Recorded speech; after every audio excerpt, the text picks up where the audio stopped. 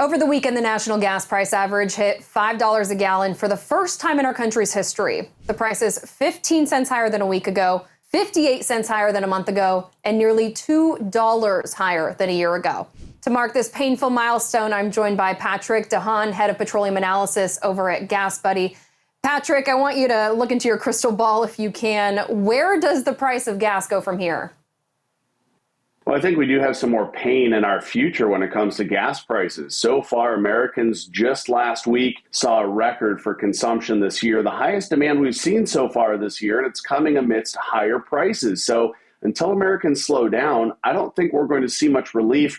My concern is that heading into the summer, as more Americans likely are going to hit the road in July and August, we could see any major hurricane or any disruption further cause prices to jump. So are you seeing the prices changing Americans' behaviors at all, or is demand just continuing to go up because people have been cooped up for 2 years?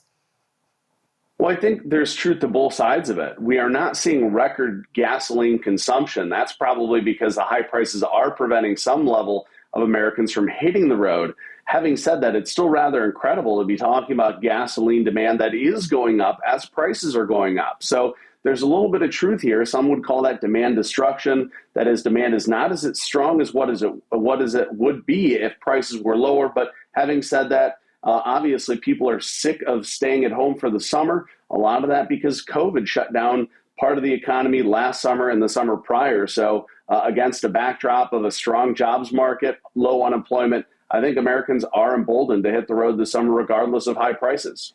Patrick, is there one situation or one action that you can point to as being the main culprit for these record prices? Well, if I were to have to single one issue out, I'd really have to say it was COVID. Americans abruptly stopped driving in 2020, enough that caused oil production to go offline. It caused some refineries to shut down. That's probably the biggest reason for why we're here. Now, of course, the Russia invasion of Ukraine does not help at all by tightening supply. But without COVID, supply would likely be much higher. OPEC's production wouldn't have fallen, and we'd be in a much better space to absorb what's happening with Russia and Ukraine.